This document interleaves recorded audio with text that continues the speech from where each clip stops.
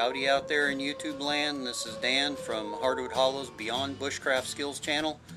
Coming to you to bring you the first in my installment on knife making. I've been a hobby knife maker for quite a few years, and I'm slowly trying to perfect my craft. I do it mostly with some fairly basic tools. I'm not going to say completely by hand. I do use a grinder, and I do have a bandsaw. This particular bandsaw that I have is a horizontal vertical bandsaw. So that's my pillow seat.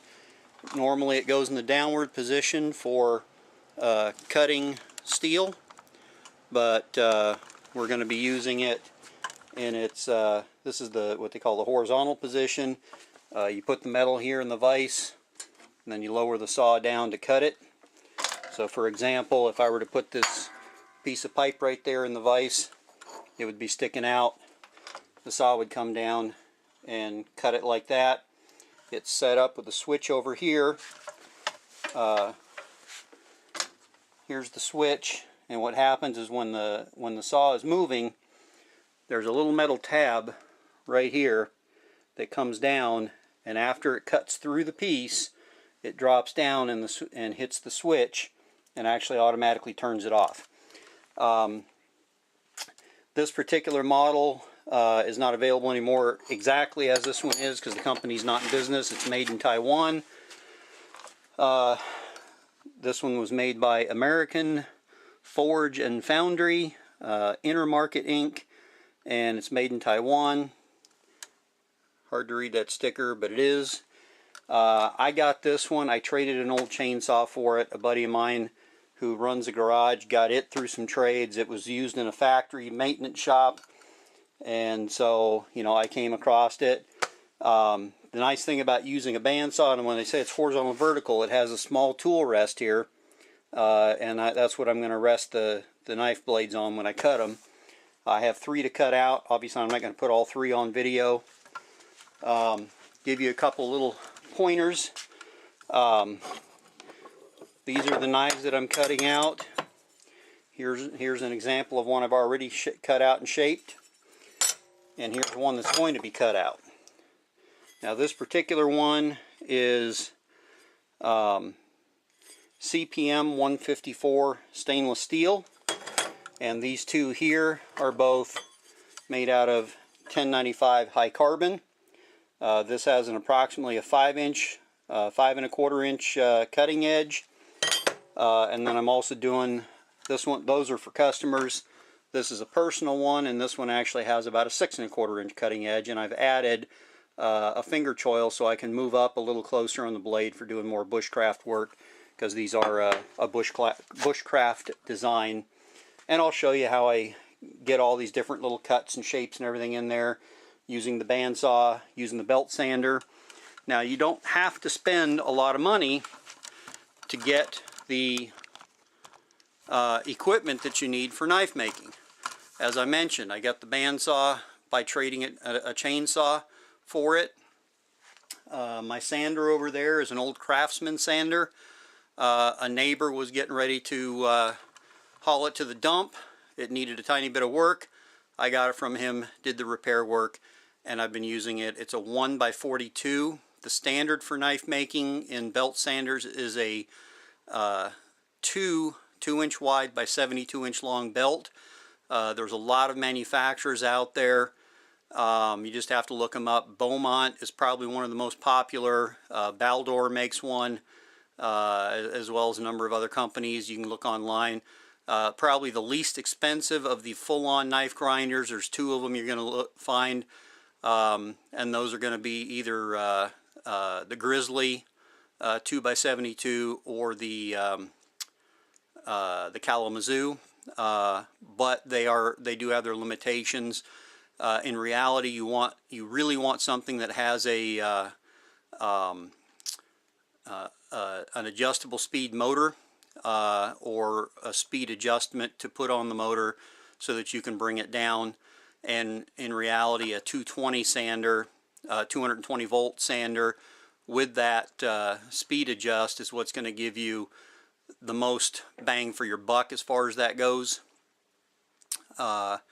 So that would be my recommendation. When I get into it, I'm probably going to get a 220, but you're also looking at a knife grinder that's going to be in the $2,000 to $3,000 range, but you're going to have exchangeable tool holders for a flat platen versus a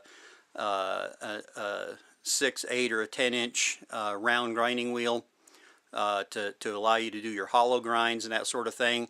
Right now I can only do a flat grind just due to the limitations of what my sander is. And then I've got various, let me see if I can get it, let me detach this. Where's my lever at? Alright, so I've got various sanders over here. That's my Kydex press right there.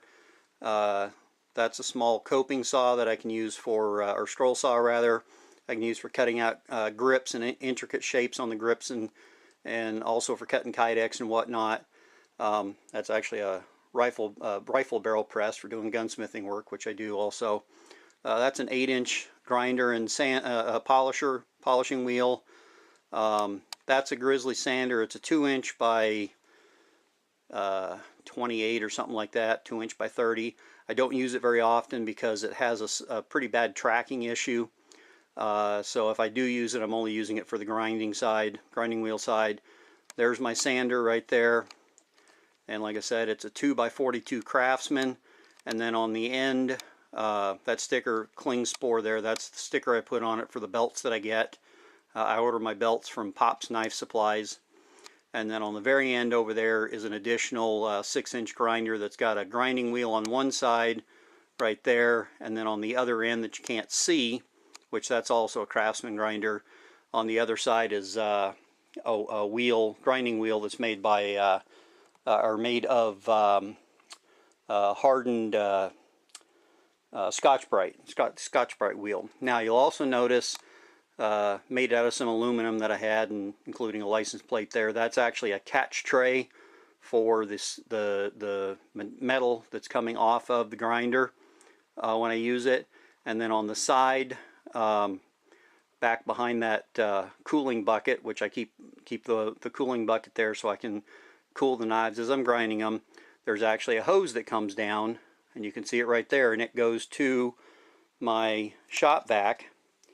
And I turn that on when I'm grinding on the sander to help suck up the dust and everything that's produced by it. And then additionally, you should, and I highly recommend, you wear a respirator. This particular respirator is from Miller Welding, and it's actually designed as a welding respirator, but it's very low profile. And I can, because it's rubberized, as opposed to the paper ones being rubberized where it fits around my nose, it will, oh, I was holding it upside down.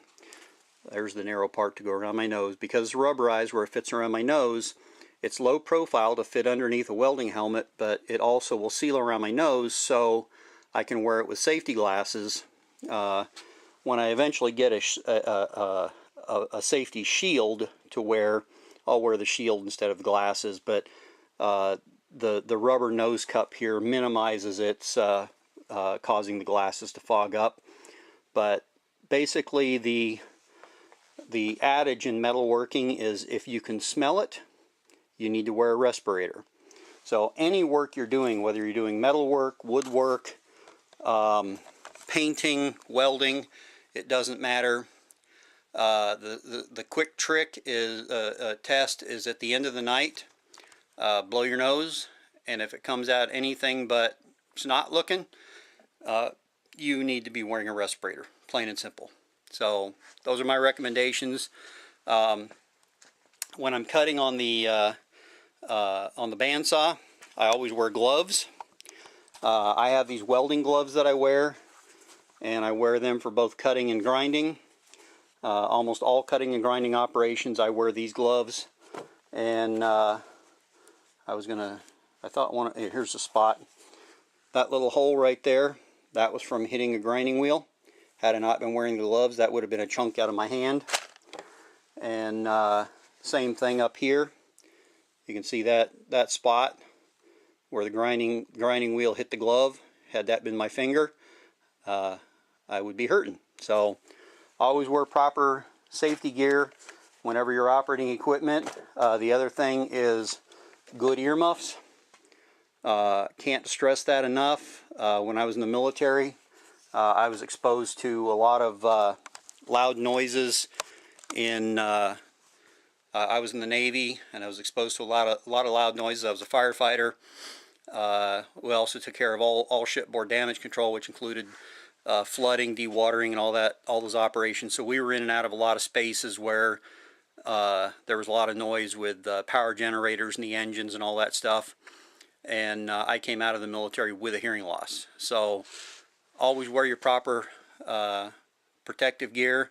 So safety glasses or a shield, gloves, respirator, and ear protection. Whether you're sanding, grinding, I even use it when I'm running the drill press, because it's the sounds you can't hear that are the most damaging, believe it or not. High frequency sounds, metal on metal contact. If you're drilling anything and that drill starts to squeal, you need to be wearing hearing protection, because that high pitched squeal, it's kind of like the dog whistle. You can't hear it, but it can be damaging if for an extended amount of period of time. And hearing, once it goes, it's gone. It's not something that, taking yourself out of that noisy environment, your hearing will come back. So and it can get progressively worse, just like eyesight, but there are not as many surgeries for your ears. The biggest surgery for your ears to bring back your hearing is the cochlear implant, and that's where you get a piece implanted in your ear that's basically an implanted hearing aid, if you will. It's more complex than that, and I don't know all the details, but that's what it is. And so we don't want that. So protect your hearing, protect your eyes, and we'll go from there. Let me get this reset, and we'll get on with it. Oh, I also usually wear a welding hat when I'm down in the basement working, just to protect my noggin a little bit, keep any pieces of grit and grime that might come onto my head on there.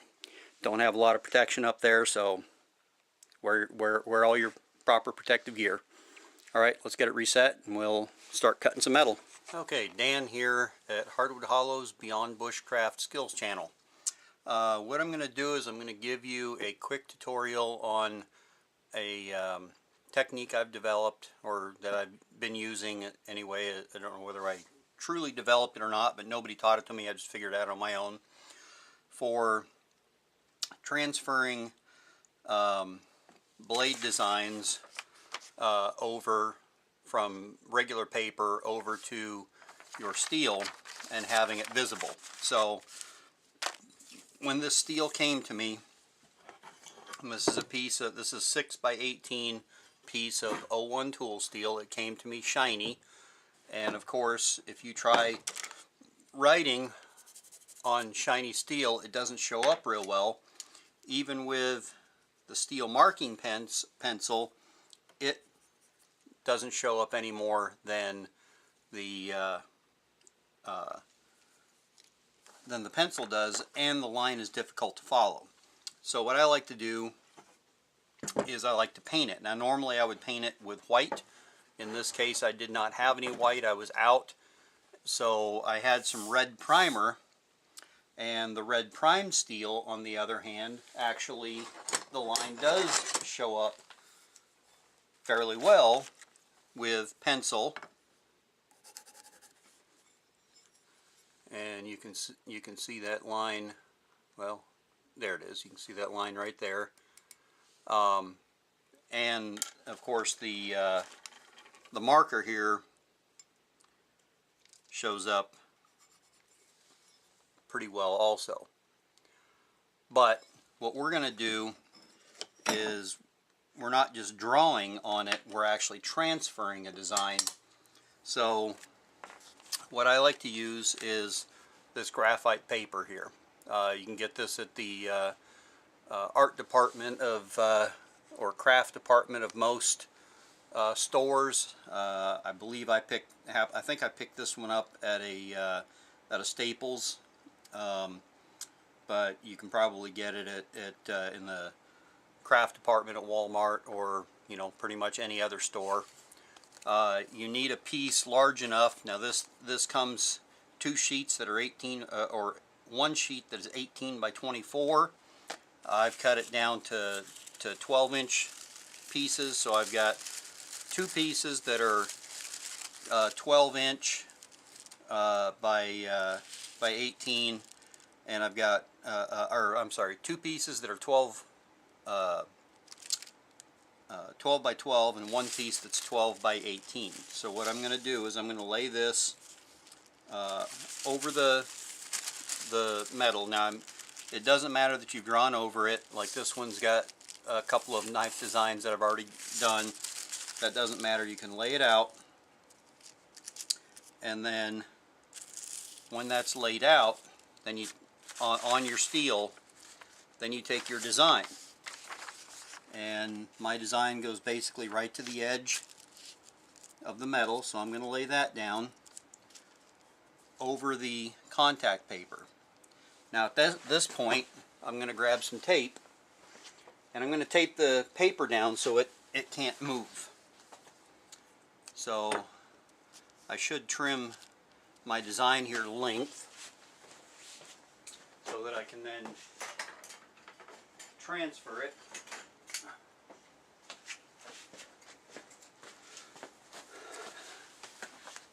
So I'm going to trim this paper to the width of the steel. So basically I've got 18-inch steel. So here's the edge of my steel over here. So I'm going to quickly trim this paper down.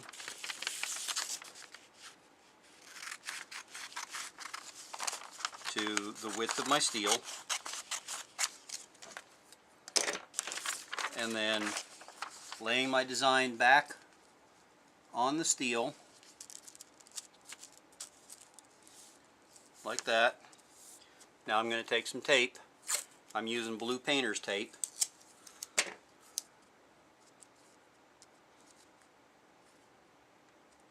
And I'm going to tape it down so that the paper can't move. And I'll put a piece on the other side.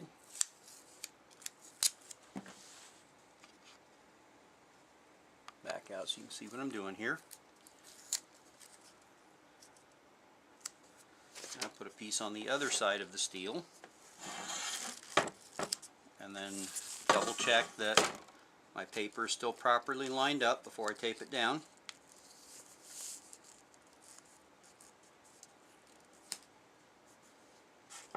And it's taped down now.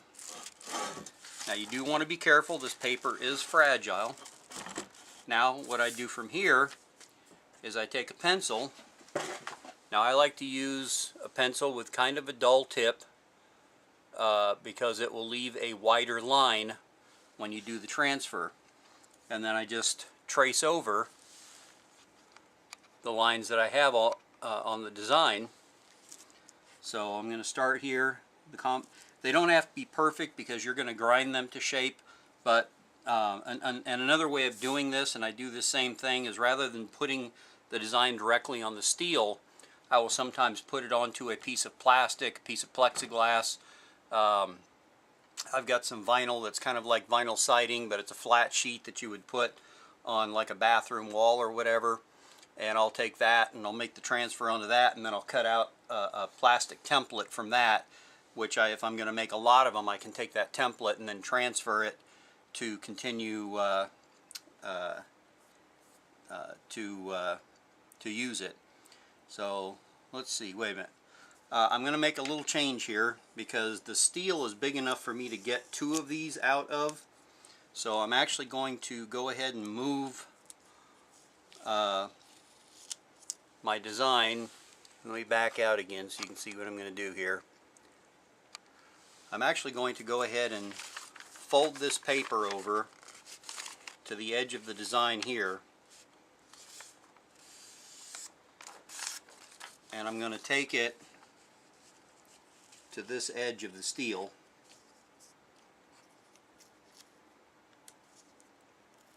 and I'm going to tape it down.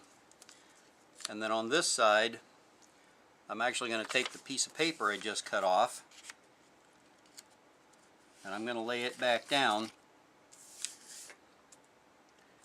and I'm going to tape it in place like this. And the reason for that is because I can then fold this over,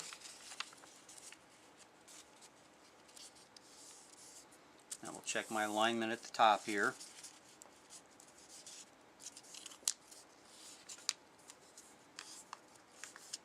There, now that'll keep my paper from moving, because I want to be able to invert the design and get two of these out of it, hopefully. Not sure if that's going to work or not, but I won't know until I get it laid out. So now that we've got that done, let me bring you back in, and I'll show you how I do the actual drawing on it. So basically, I'm just going to come in here and I'm going to start with some of these curves right here, and I'm just going to trace those curves. Cut this off.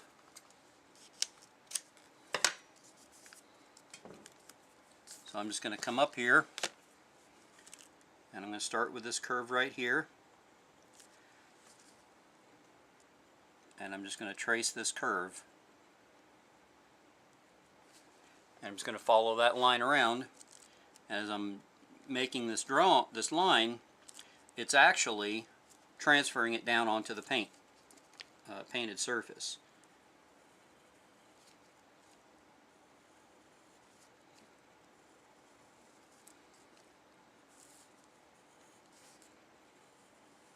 You can see where taping the paper down helps, because it keeps it from shifting.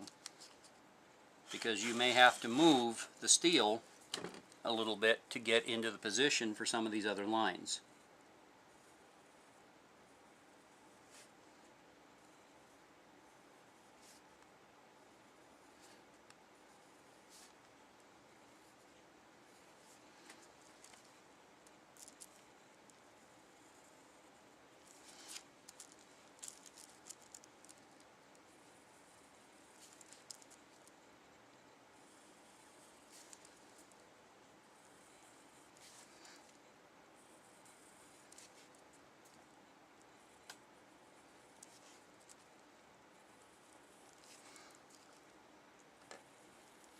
This is a meat cleaver that my godson asked me to make for his wife for her upcoming birthday.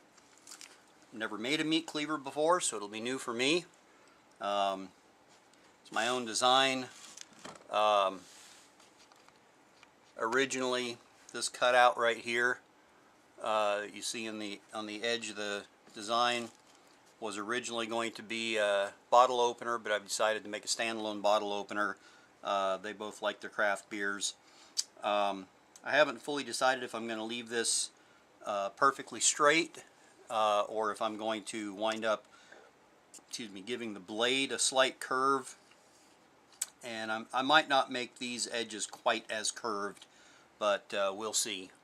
So I'm going to finish up here, but I just wanted to give you a quick little tutorial on how I do my my layout and transfer it to the paper. So let me get finished up, and then I will come back and show you. Alright, here you go. Hopefully that shows up. It is darker than it looks on the camera, but you can see the outline here of the blade, and it's got the curve, it's got the flat edge at the bottom, it's got the curve over here, the handle, and then all the way up to the edge. I just did a test, and I will not be able to get two of these out, but I'm going to have this whole section here of steel left over, so I might make some other knives out of it, or I might even make a mini cleaver out of it, because I'll have this section of the handle over here, because the knife ends right here, so I may be able to get a mini cleaver out of it. I might even be able to cut the cleaver out of this section here and then have this for handle. We'll see. And then I'm going to make, instead of the bottle opener that I mentioned, I just made a straight line here, and I'm actually going to make the bottle opener separate. So there's the straight line.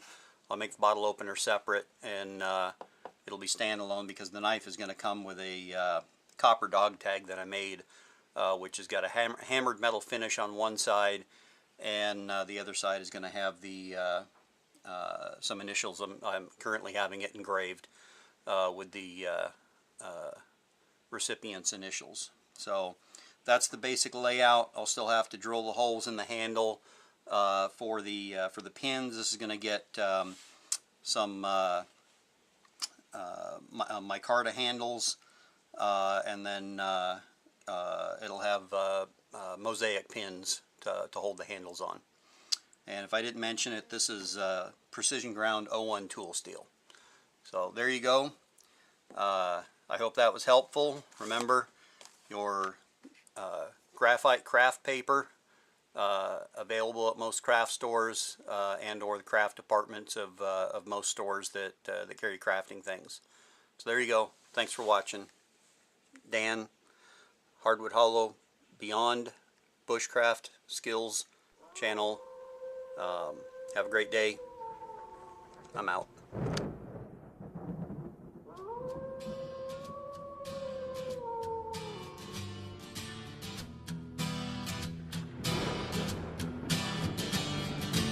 Storm clouds are building above the timberline. The lightning's flashing.